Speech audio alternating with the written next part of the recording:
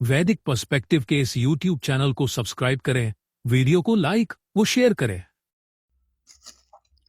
ओम त्रि अश्विना सिंधुभिः सप्तमात्रभिः त्रयः आहवः त्रिधा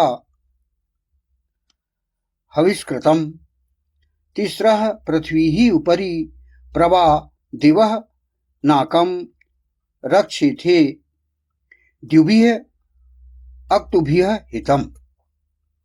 त्रिसप्त हे अश्विना पुरुष औरत युगल 7 सिंधु माताओं द्वारा 3 सम्यक आह्वान करने वाले, 3 धारण करने वाले, आत्मसमर्पण पूर्ण भक्ति करने वाले, 3 पृथ्वी के ऊपर प्रकृष्ट गतिशील दुखहीन स्वर्ग की रक्षा करें, दिन रात से जमकर स्थित प्रज्ञ होकर।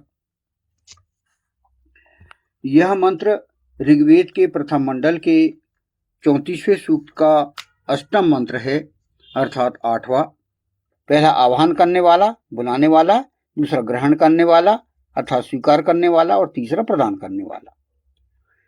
वैदिक संस्कृत आज जन सामान्य में व्यवहार की भाषा में नहीं रह गई, इसीलिए जन सामान्य का इन विभिन्न अर्थों पर आश्चर्यचकित होना सर्वथा स्वाभाविक है।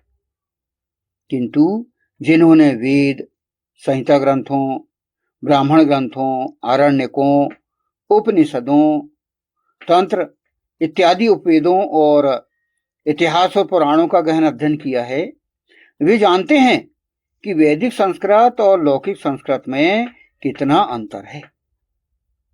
ये हमें समझना होगा। तो होता अर्थात आह्वान करने वाला, ये इसको हम समझें, और जो आधार स्तंभ की बात यहाँ पर कही गई है, 3 आधार स्तंभ, उनको हम गहराई से समझें, गंभीरता से समझें, और जो हमारे संदेह हैं, जो शंकाएं हैं, उनका समाधान करते हुए इन आधार स्तंभों को हम अपने जीवन में अपनाएं। प्रैक्टिकली अपनाना होगा हमें। इसलिए इस मंत्र में इसे 3 सम्यक आह्वान कहा गया है। 3 सम्यक आह्वान यही है।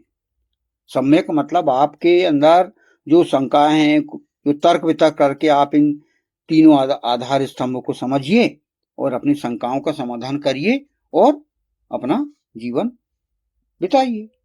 ये यहाँ पर इस 3 सम्यक आह्वान का अर्थ है। अब इसमें अगला फुटनोट इसमें क्या कहा गया है, इसी के अंतर्गत तारतम्य हम समझें। आत्मसमर्पण पूर्ण भक्ति करने वाले त्रेधा हविः कृतम्,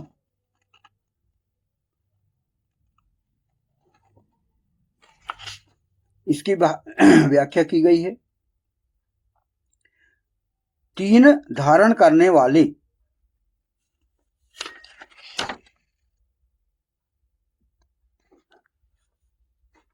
इसके पहले जो मंत्र आया है 3 धारण करने वाले, 3 धारण करने वाले, ये जो शब्द यहां पर हम समझें, क्या कहा गया है इसमें कि त्रेधा, 3 धारण करने वाले। आत्मसमर्पण पूर्ण भक्ति तो अभी हम अगले इसमें समझेंगे। पहले हम समझें कि 3 धारण करने वाले क्या हैं। त्रिधा, इसके विषय में हम समझें।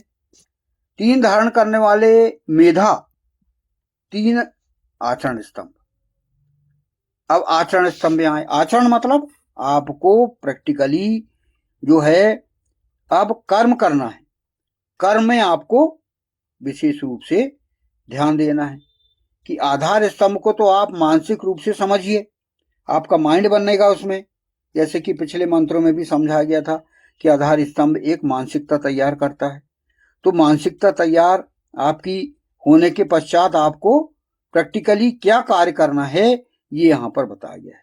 जिसे आपको धारण करना है, धारण जिसे धर्म कहा जाता है, यधार्यति सा धर्मः जिसे कहा गया है।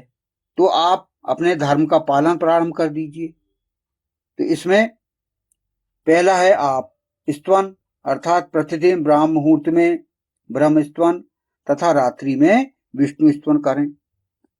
जन प्रचलित भाषा में इसे क्या कहा जाता है कि प्रातः काल की पूजा पाठ और सायंकाल संध्या की पूजा पाठ, जन प्रचलित अर्थों में आप मान सकते हैं। लेकिन वैदिक काल में, वैदिक स्थिति में क्या है, जो कि आप अपने अधिक फायदे वाली बात है, तो यह है प्रतिदिन आप ब्राह्म मुहूर्त में आप ध्यान लगाइए, प्राणायाम करिए, वेदाध्ययन करिए, और शाम को भी ध्यान वेदाध्ययन। तो प्रातः काल के स्तवन को आप ब्रह्म स्तवन कह सकते हैं और सायंकाल के स्तवन को आप विष्णु स्तवन कह सकते हैं। और जन प्रचलित भाषा में आज की संध्या भी कह सकते हैं आप। दूसरा है जो कि आपको धारण करना है, वह है दान, या वेद के हिसाब से, वेद में जो हिसाब लगा के बताया गया है, आय पंचमांश, आपके आय का 5 भाग आप करिए। तो प्रथम भाग आप जनहित के लिए दान करेंगे, तो आपके अंदर अर्थाशक्ति जो रहती है वो समाप्त होगी, और आपको जनहित के लिए जो दान आप करेंगे तो उसमें आपको ईश्वर आपसे प्रसन्न होगा और आप उसे अधिक आध्यात्मिक उत्थान करेंगे। किसी भी स्रोत से आय आपको जब प्राप्त होती है तो उसका 5वां भाग आप या कुछ अंश आप जनहित हेतु धर्मार्थ दान करें। तीसरा है मंत्र।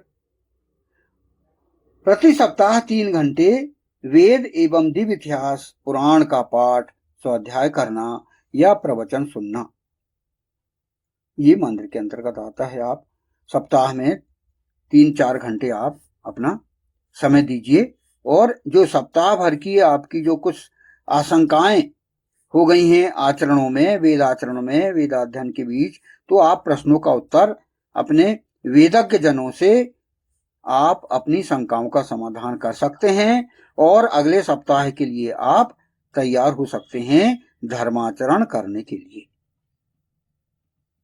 उपर्युक्त 3 कर्म धारण किए जाने योग्य, आचरण करने योग्य हैं, इसलिए इन्हें कहा गया कि आप धारण करिए, इन कर्मों को धारण करिए, और ये जो है आचरण करने योग्य हैं।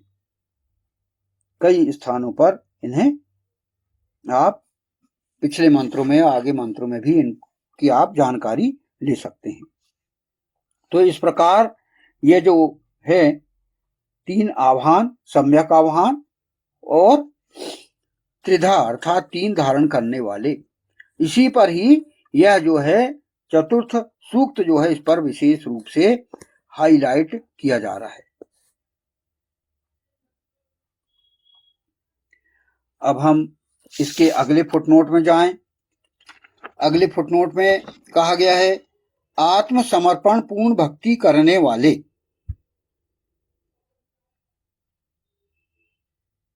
हविः कृतम, वैदिक संस्कृत में ये शब्द है हविः कृतम, वेद मंत्र में आया हविः कृतम।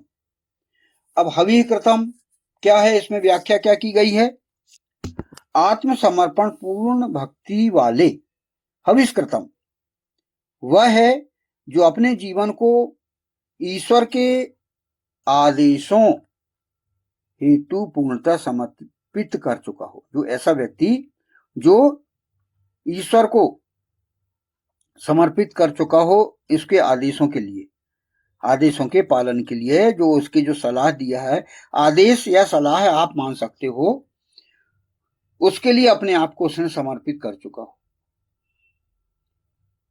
उस ईश्वर की इच्छा जो है आप उसे माने, क्योंकि आपकी स्वयं की इच्छा सर्वोपरि न होकर ईश्वर का आदेश पालन उसके जीवन में सर्वोपरि हो। ये है हविष कर्तम की व्याख्या। ईश्वर ने आदेश पालन कृणतो विश्वमार्यम का जो आदेश दिया है, सबको श्रेष्ठ बनाना, सर्वप्रथम अपने आप को श्रेष्ठ बनाना तथा शेष संपूर्ण विश्व को श्रेष्ठ बनाने का प्रयास करना, यही व्यक्ति का जीवन लक्ष्य है। चाहे वह पुरुष हो अथवा औरत। ईशान की भक्ति अपने आप को तथा संपूर्ण विश्व को श्रेष्ठ बनाने के अतिरिक्त और कुछ नहीं है।